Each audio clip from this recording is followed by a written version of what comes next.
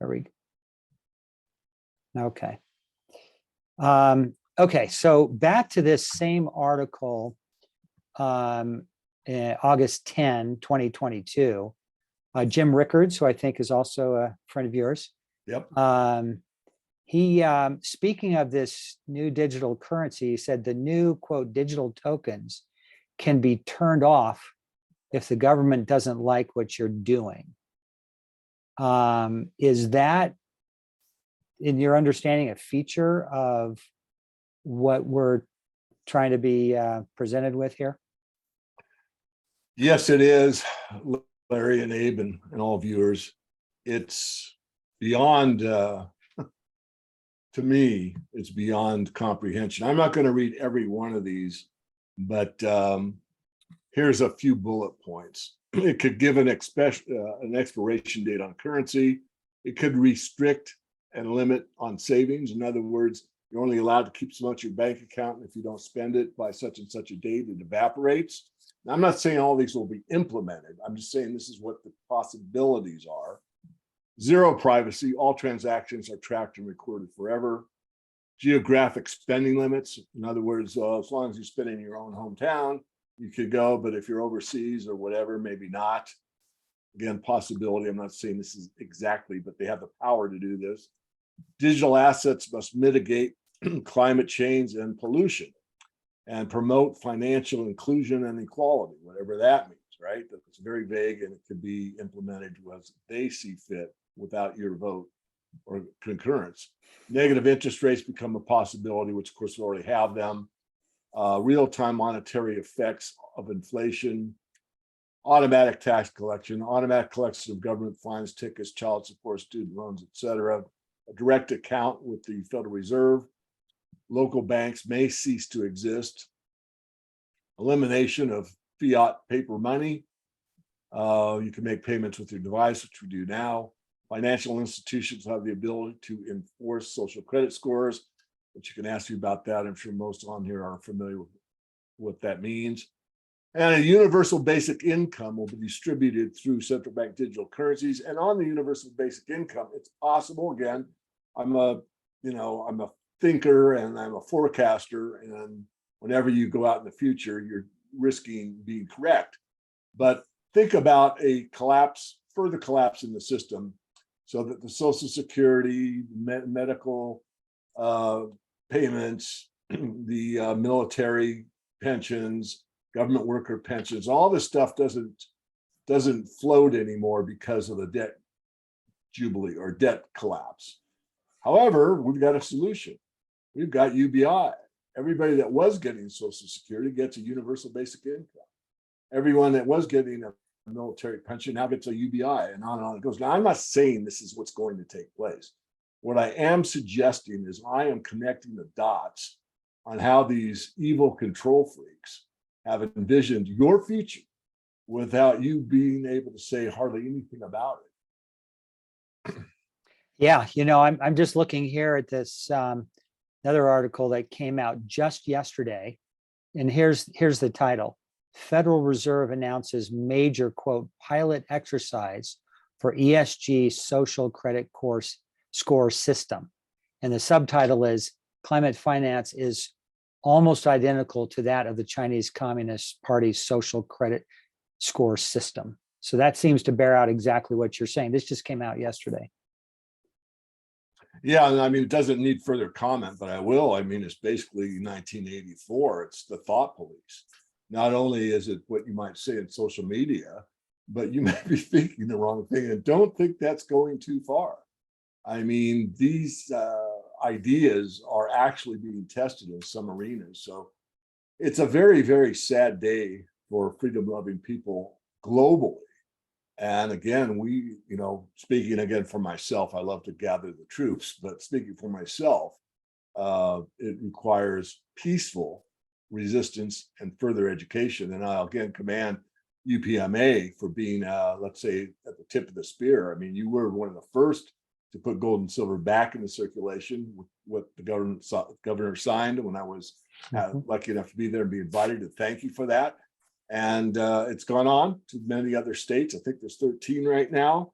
And there are products out there that use a similar system to yours, where we deposit precious metals and we are able to use a debit card to do our transactions. So it's transparent to the merchant, but we know we're using sound money. Right, right. So here's another article from yesterday.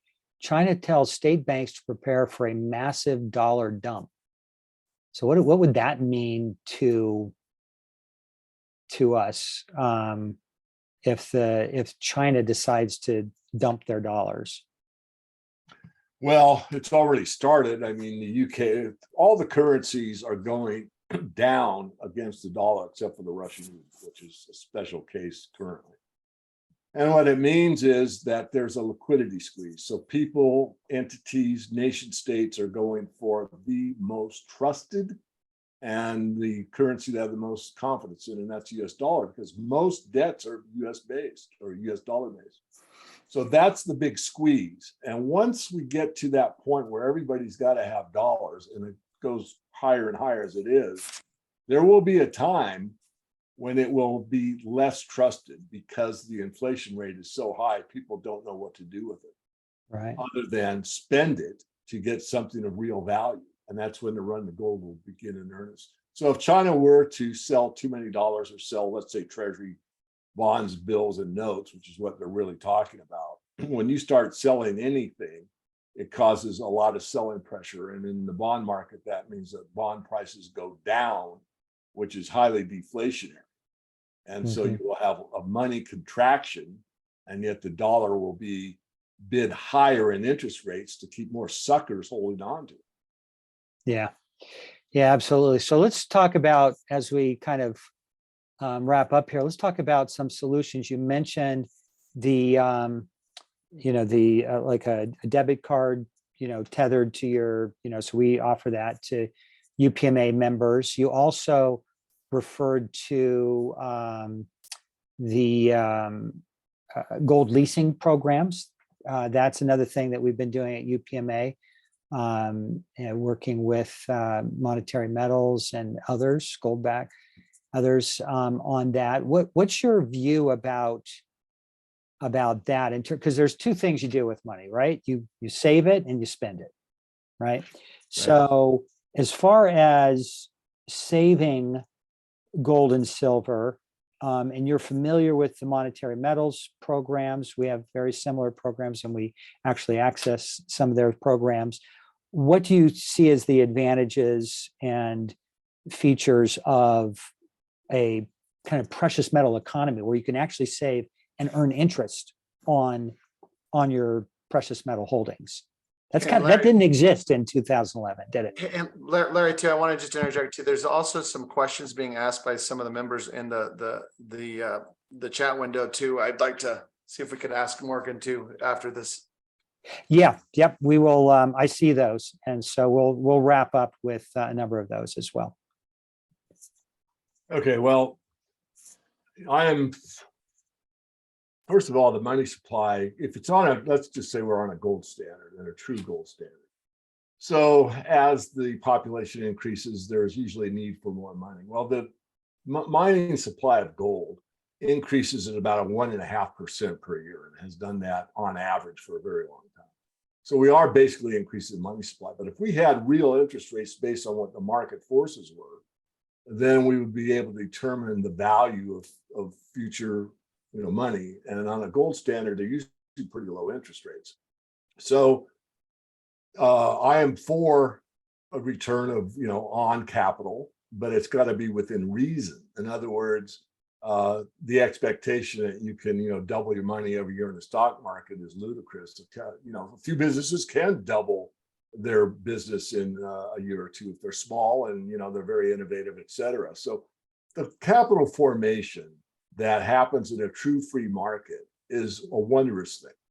And the less interference we have, the better everyone is. Yeah. And the way for it to work the best is to have a high moral structure and throughout the society, and a good education of everyone understanding what happens. Unfortunately, those two things have been taken away from us gradually over time.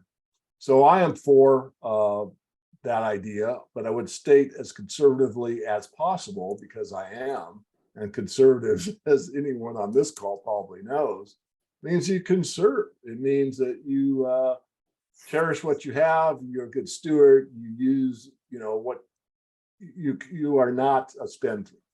So you have to have real savings. And once that's established, then you can do, risk capital, meaning you can loan your gold for more gold or loan your silver or whatever. So as long as it's productive, I am not a big believer in the idea that's been so pervasive and why the financial markets make up 40% of the current economic, or I'll say financial system.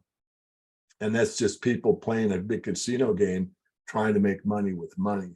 There's nothing wrong with true capitalism, but this idea of betting all over the place where the whole system has become one giant casino is a problem that is going to manifest and is actually currently manifesting as not only unstable, but destined for failure. Yeah. I mean, I remember Ron Paul years ago talking about malinvestment, where when you have easy money, you get all kinds of crazy investments. But when you have a good disciplined currency that, people are, that takes a little thinking to part with, you're getting good investments. Hey, let's wind up here with just a few, with some of these questions from our viewers here today. Here's one. It says, as we potentially move to a crypto/digital based future with our currency, do you see the government cracking down harder on owning precious metal assets? Hard to say. My take at this point in time is no. It's such a small percentage. Less than 1% of the financial assets in the world are on gold, and it's 0.02% for silver. So I doubt it. It's possible, however. I think the best way to combat it is to get into one of these digital currencies that's gold and silver backed. And I am an ambassador for the LOAD program. So full disclosure, I have put my own silver into the program. And there are others, but it's a great question. I don't have a real strong answer. I doubt it. I mean, for the government to say that, gold is only a tradition when we, stopped the gold backed dollar in August 15th, 1971 is absolutely ludicrous. But no one in the government seems to understand that telling the truth is a very powerful thing to do. So I'll leave it at that. I could go on and on, but okay, here's probably a good one to maybe wrap up on. Sure. How long can the powers that be keep the fiat system propped up before it implodes? Yeah, that's what I've struggled with for a long time. In fact, I was like 10 years early on my forecast, and I changed it rapidly because I'm very good at admitting when I'm wrong. And I thought, well, this Ponzi scheme is about run its limits. And then I did the one-handed salute. I said, wait a minute, what are you thinking? Once they brought China into the Keynesian system, you had another 1.4 billion people to pawn this scheme off on. And it does work for a while. I mean, I have to look everyone in the eye and say, look, with the fiat fiesta, China rapidly increased their productive capacity and became basically one of the main producers on the planet. But it can only go so far, right? Especially with the malinvestment, these ghost cities and these trains to nowhere and bridges that don't connect anything, and on it goes. So how much further? I don't know, but I really am seeing signs that are telling me that we're looking at maybe 2-3 years at the most. You cannot have these kind of cash discrepancies in the foreign exchange markets and the bond markets that are currently taking place without signaling just ahead that there is going to be some type of system change. And my contention is that the US dollar's system, that's really the global reserve currency system, will be maintained by keeping interest rates high and higher. In other words, going to continue to increase them until the new system is implemented. Otherwise, if they pivot and go throw in the towel like Great Britain just did, that signals to the markets that the US has given up and we see a hyperinflationary event and the dollar will die. I mean, that's the synopsis. And that's the extreme case, but it probably will get there. So they can't allow that. They've got to keep the dollar, quote unquote, strong relative to all the other currencies until they can shove this CBDC system down our throats. That's what they're after. Okay. Well, thank you so much for spending some time with us here today. We really appreciate your insights. And I mean, I think that despite everything that we're facing, as you mentioned, there are some encouraging things happening, and UPMA is part of that, right? Yeah, you can use cash. I mean, use their fiat, go to the ATM. I mean, there's a lot of ways to disrupt it peacefully. And the more that we educate others, the better off we'll all be. And just because this is what they want to implement does not mean it will take place. I mean, there will be resistance. We the and there may be people. more than they have bargained for. So I never give up hope. And as the great powers above know, as we trudge the road toward happy destiny, we still have a say in our future. Never forget that. Absolutely. All right. Hey, well, thank you so much. And we will definitely be in touch as we move forward here. Very good. Thank you. Yeah, thank you, David. That was awesome. Thanks to Larry. So let's continue on the meeting. We're trying to limit the meeting to about an hour, so appreciate that. So next on our agenda, we're going to have some officer reports. So as chairman, I just want to report that as UPMA has been growing, it's been growing. We've started up the commercials again. I've gotten some feedback from our members that they've enjoyed what we're doing. We're growing a lot. People are really liking the gold back offering, and we are extending our features in our group of tools to use. One of them, are we announcing that today? Like Yeah. Are you talking about the loan program? So yeah, the loan program. Yeah, please. Yeah. So one of the big deals is that for those who want to take a loan out on their holdings, we have made that available. If you check the website, and that's available to members now. And then we're also extending our affiliate program so that if people are bringing members in to the fold, that is tracked, and that members can actually earn a small percentage of deposits. And then we are also just continuing to expand our influence to other states, as Larry stated. And we have a really good executive committee. Brady Juggler, I, and Jeff are, and the board members are working monthly to just keep tweaking this system as we move forward. We're thinking about other products we can offer so that we have further the choice in currencies. And then, just like as David said, quietly resisting or coming up with a system that can be an alternative as this other system is continuing to degrade over the world, and that we have opportunities. And so that when and if anything happens, we'll have a plan, and then we'll have an ability to not be able to do anything. We will be able to do something cool. So we'll have a solution. So that's in general, we're in good state, and we're going to move forward and keep this ball moving. And I would like to introduce our vice chair, Brady, if you'd like to say some words as well. Yeah, thank you. I appreciate that. We definitely have some exciting things going on, and the things you just listed specifically. The thing that I am singularly most excited about is that we have gotten to the point now where we can again have members effectively be able to spend their holdings through use of a card. And there is a way to do that goes through a couple of different channels, and I won't go into the minutiae of that right at the moment, but there is an option that is available to members now, as I understand, that allows them to sign up for a gold pawn card. And Larry, I might ask if you can fill in some of the details here if I'm skipping over anything super important. But the thing that I'm most excited about is that we're getting back to one of the features that we lost a long time ago due to some complications and some sad treatment by certain other businesses to us. But as I understand from the beginning here, since inception, one of the key things with the UPMA and our legal tender currency is the fact that we're not just hoarding metal for people, but we're actually using it as currency. And part of that, as Larry said earlier, you can do two things with money. You can save it and you can spend it. And now I think this will make it an order of magnitude easier to spend it.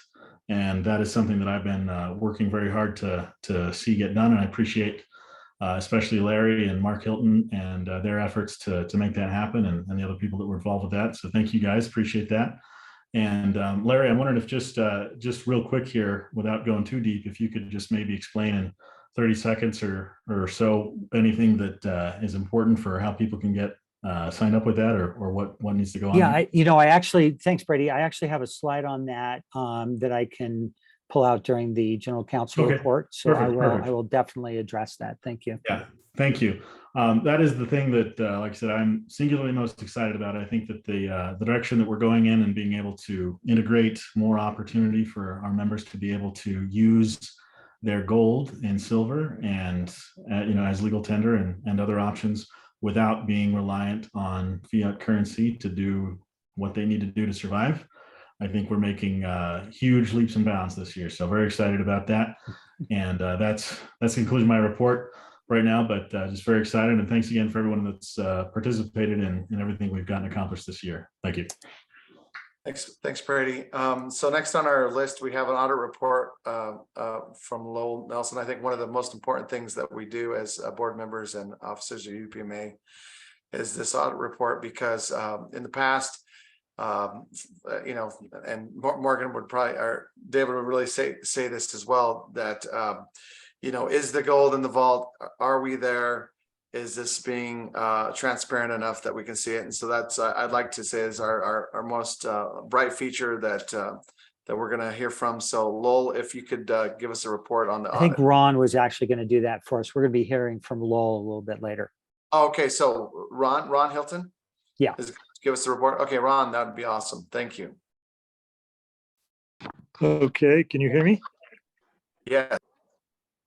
Yeah, so we did the audit yesterday, and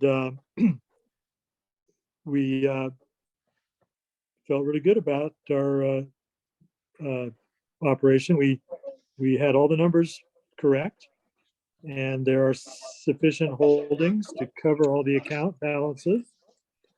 So everything is in great shape. I don't know how much detail you want to go into, but it's right there on the screen, the exact amounts. But it's kind of an exciting opportunity. I would encourage other board members and members of UPMA. We had 2 board members and 2 members participate in the audit, and it was a great experience. Kind of fun to see, the physical proof of the holdings that we all have in our accounts. Yeah, that's great. Love that. That's fucking great.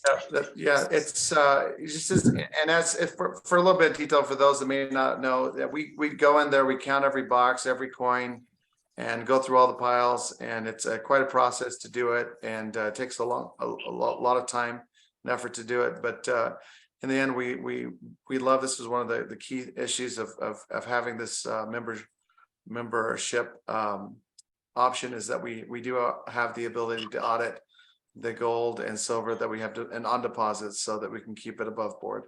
And so thank you for that report, Ron.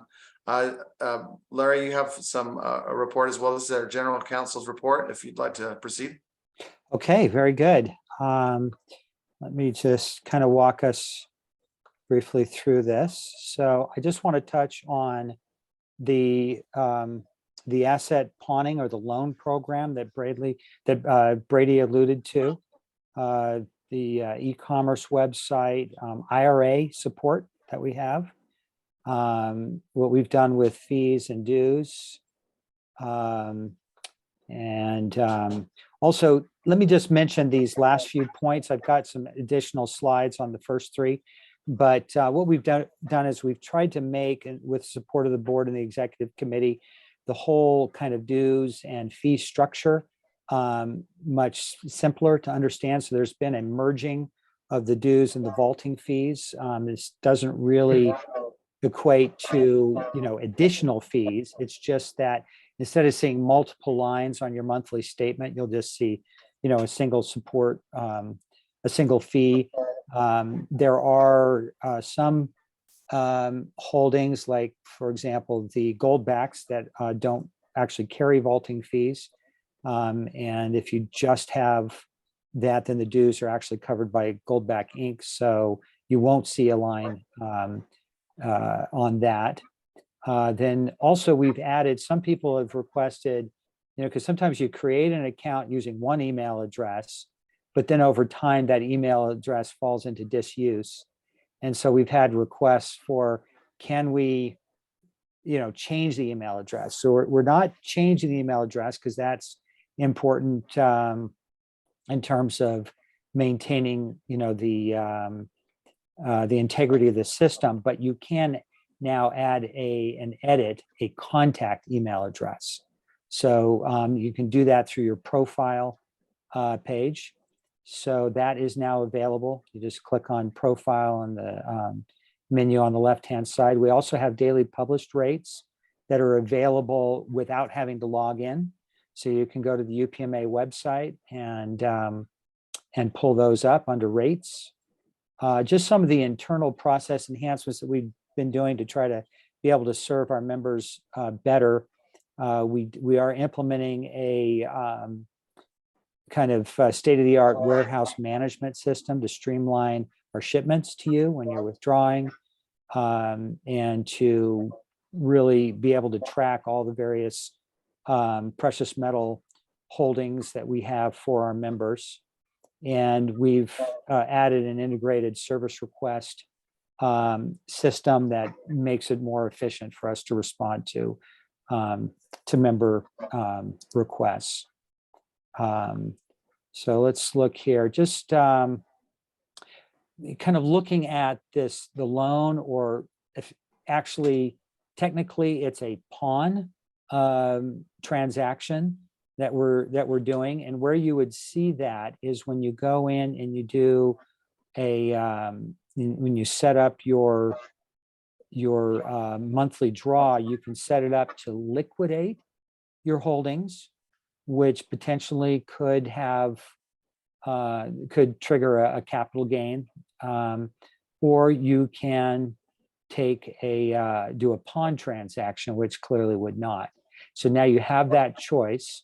So that helps avoid capital gains. You've got an annual APR of 2.4%, but as soon as you put, more gold back or silver back in, then that's cut off, because essentially the pawn's paid off.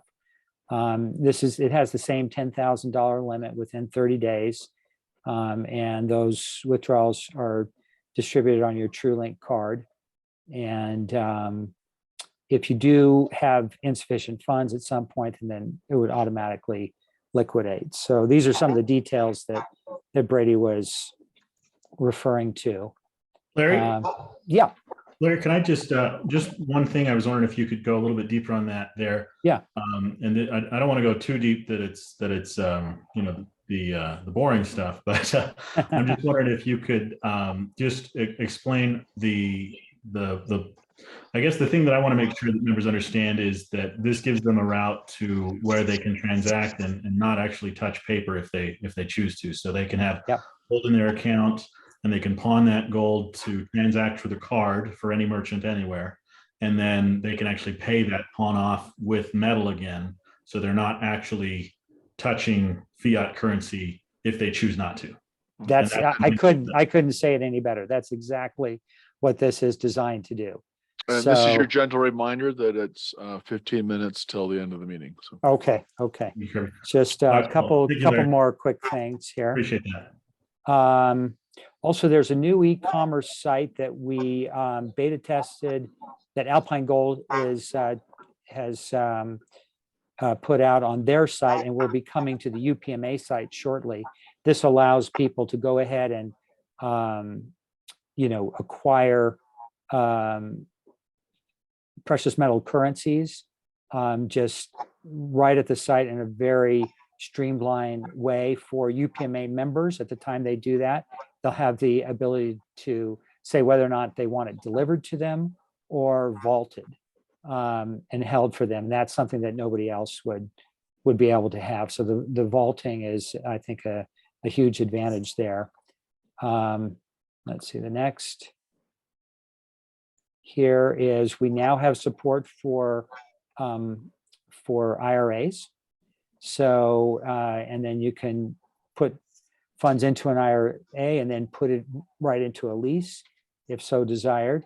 So what you would do is you just move your IRA to AccuPlan. We've entered into a partnership with them and obtain a self-directed IRA.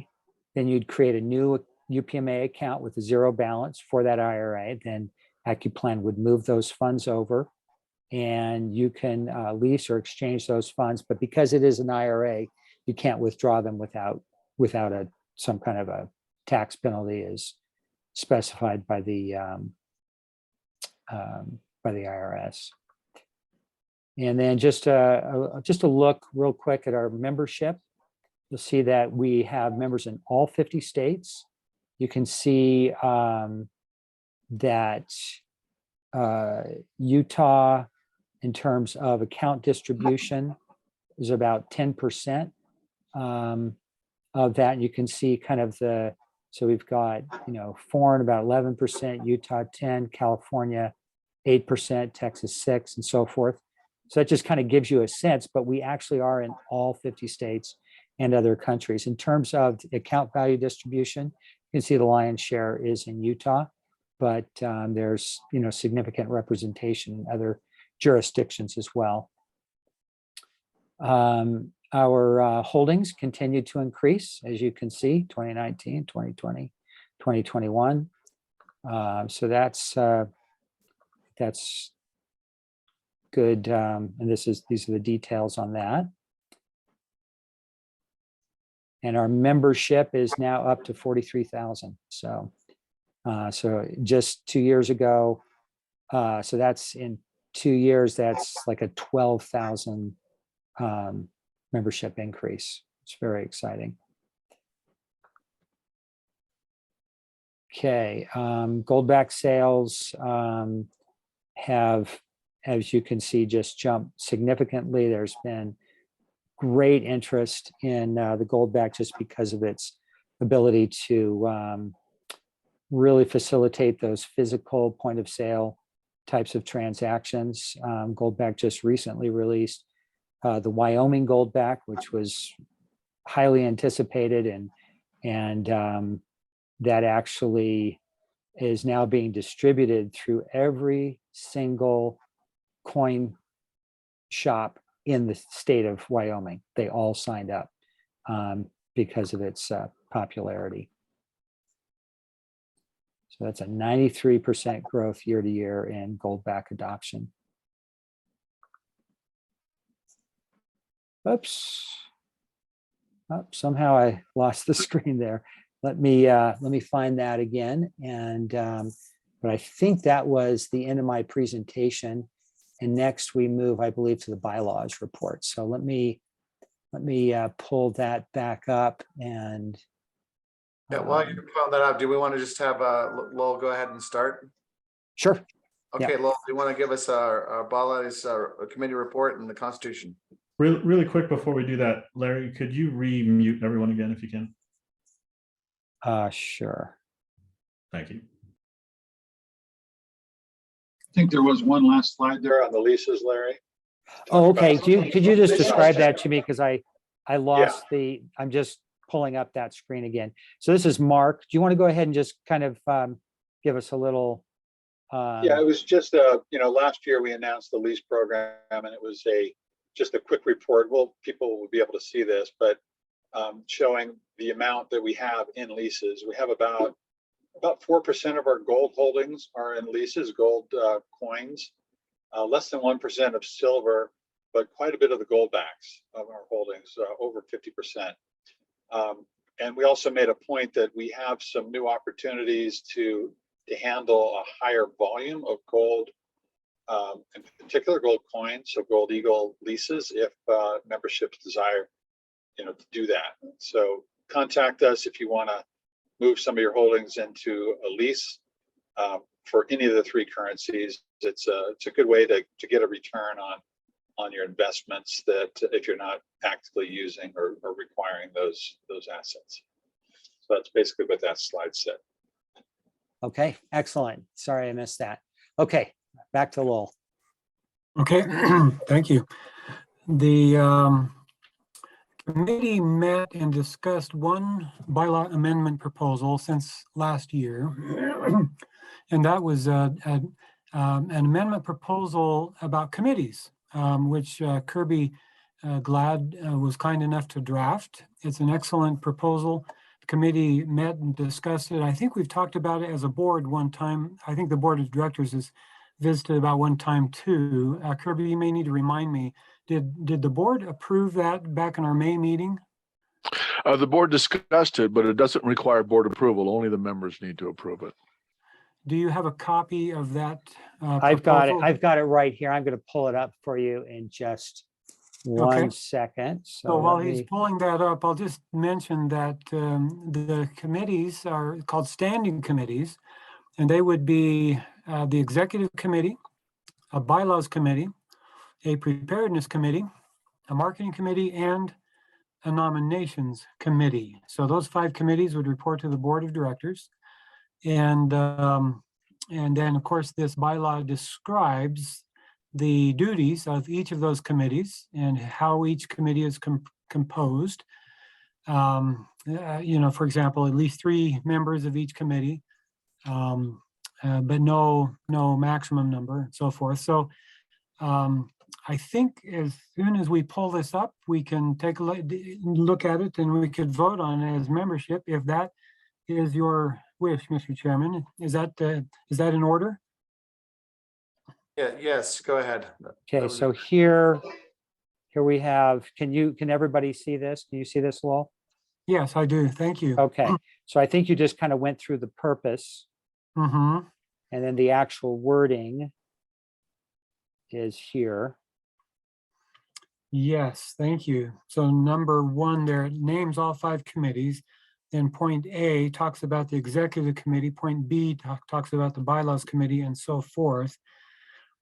The executive committee is probably the one that's a little bit different than the other 4 committees because that's more of a day-to-day operating committee. But I think that each of these committees makes sense and helps grow UPMA and helps it to fulfill its purpose. So if you want to go to the next slide, give people a chance to read about the other 3 committees. Preparedness Committee, this was alluded to earlier in talking about what happens, you know, if disaster strikes, if the fiat monetary system fails, you know, what can we do to carry on an economy? Marketing Committee, obviously important to further UPMA among our fellow citizens here in our country. And of course, the Nominations Committee, they focus on bringing to the board candidates to serve as members of the board. And finally, point number 2 talks about special committees or ad hoc committees that may be created at any time for any reason and for any purpose. But again, they would report to and work under the direction of the executive committee. Are there any questions about this proposal? Well, hearing none, then, Mr. Chair, we move the adoption of the committee, the bylaw proposal, and yeah, we move its adoption. So we have a motion to adopt this change in the bylaws. Do we hear any discussion to the motion? Do we have a second? Second. Mr. Chair, as far as I understand, a second isn't required if it's presented by a committee, but I'm wondering if we might be able to just adopt this without without objection if there's no members that oppose it. No, actually, yeah, without objection, we can move forward with that. If there's no objection to adopt this meeting, let's do that. So without objection to adopt the bylaws as proposed. Mr. Chair, yeah, there's some underlining and some strikeout in point number 5 that's missing. So we probably ought to just clean that up We'll just adopt what was actually prepared by the committee rather than what's on the screen here. Okay, so is there any significant changes that you would say that would not represent what is kind of shown here? No real substantive changes, just in that paragraph number 5 there. It talks about candidates for director positions may be nominated by, and the new language is the nominations committee, and what's struck is formed by the board of directors. In other words, up until now, it was the board of directors that nominated them. Now we're saying, well, the nominations committee is going to nominate them. Okay. Okay, so Okay. pretty So it looks like the struck out language is just still present, but not showing struck. Is that correct? Yeah. Exactly. That's why there's extra letters. Yeah, That's right. little typo problem. We'll get that cleaned up. in the Okay, final. so we're gonna adopt this bylaw proposal as amended and proposed without objection. Okay, Okay, hearing none, we'll call that passed. okay. Thank you. Thank you, Lowell. All And right. I think Bob Ide was going to help us with the nominations. Is that correct? Is Bob on the nominations committee? Yeah. Mhm. Okay, Bob, are you available to do that? He wasn't sure if he'd be able to get on today. And so unfortunately, none of the nomination committee members were available to attend. But they did look at all of these, and they've these are the names they put forth. So maybe Abe, you can just walk through these. Sure. I am online here. This is Bob Ide. Oh, great, great. Bob's there. Actually, I'm not prepared. I talked to Robin. I was at another meeting and she called and asked about doing that. And I said, I don't know if I have enough time to prepare for what I needed to do. I didn't have any of the stuff in front of me. But so if somebody else would rather take the lead on that, I would pass the torch to them. No problem at all. So I'll just kind of announce them. I'll start with the ones that we have a tradition of those who are willing to serve and able to and have shown that they've been able to come and contribute to the board. We have generally recommended them to come back on. Bob, you are one of the on the list yet. We're generally serving for 3-year terms, and then we do a re-election if that makes sense. So we're going to nominate back on the board Tim Dumoulin, Bob or Robert Ide of Wyoming. And if you guys can see the screen here, you can see that Tim's been acting as a CFO for Goldback and Alpine Gold Exchange. He's been an amazing contributor for quite a while now, and I think this is his 3rd term. Bob, of course, has helped promote UPMA and the laws that have changed with his wife's amazing leadership as well in Wyoming. And on Bob, we should mention that he is currently a nominee or a candidate, the Republican candidate for the Wyoming Senate. So that's amazing. I think he's going to be doing some amazing stuff in this area in years to come. So thank you, Bob. That is awesome news. Thank you. Yeah, it looks like a clear runway right now. I won the Republican primary, and there's not a Democrat in the general election. So you're basically the senator already, huh? Yeah. Woo-hoo. Fabulous. Unless they drum up a tough write-in candidate, I think I'll get across the finish line here in a month. That's fantastic. Yeah. That's Congratulations. Thank you. Appreciate the comments. And then we have Charles Lewis, we call us, or known as Doc Waterman, and he's been a great help to get us the inside scoops on what's going on out there, and then also just to help us to be prepared. He's on he leads the preparedness committee, and he's a really great asset. And then Larry, could you kind of introduce the new candidates? Yeah, I'd love to. So Rich Danker, you may recall, was really a driving force in helping us get the Utah legal tender law passed back in 2011. And he's been involved both in government under the Trump administration. He was in the Treasury Department and now in the private sector. And so we're really pleased to have Rich engaging with us again. And then Lou, I believe, is not able to make today because he lives in Florida. So he's currently contending with Ian down in Florida, the big hurricane there. So he'll be a tremendous asset to us.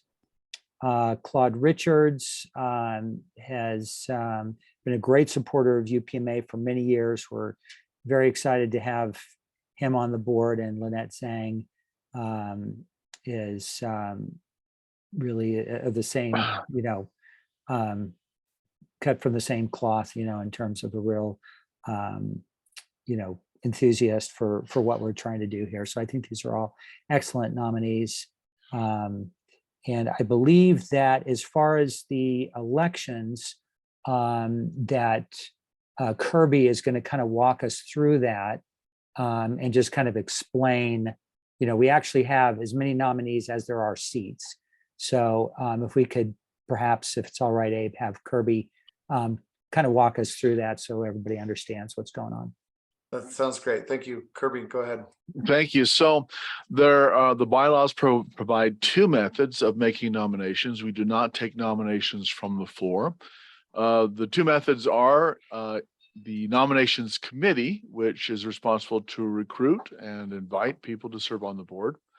And then if the members feel like the nomination committee is not representing them well, any 21 members of the organization can form a petition and nominate someone by petition. These petitions have to be received at least 7 days before the annual member meeting. This year, there was no petitions received for nomination by the general counsel. So the only names submitted are the names shown. There are 7 positions and 7 nominees, so we can elect them by acclamation. Thank you for that. So, in explaining acclamation is acclamation is you just say, as chair, I declare that these are elected to the board by basically unanimous consent. We all agree because there's no other nominations. So you just declare that they're elected and we're done. Okay, so are we favoring one over the other, or do you want to try and go if there's no objections to these candidates? So I can declare that that's fine. Yeah, it's the same. Yeah. Mm-hmm. Yep. Okay. So if there are any objections to the nominees at this time, and well, hearing none, I'll give another second. Then let's welcome these members to the board, and we'll declare them as board members, and welcome and thank you for your service. Excellent. Thank you. So thank you for everybody for showing up. I'm grateful that you have been able to join us. If there's any other things that you need addressed, please reach out to us and talk to us. We'll be happy to get back with you. The staff at UPMA is there all the time, and everything's going really well. We're so grateful for everybody's hard work and putting this together. And I hope everybody has a safe and happy weekend. May I just point out as a reminder, if I may, Mr. Chair, that the members of the board, including the newly elected members, have a meeting right now in another Zoom meeting. So everyone should have received that Zoom meeting link, and that meeting will commence right now. Okay, without objection, the meeting is adjourned. Thank you, everyone. Talk to you soon.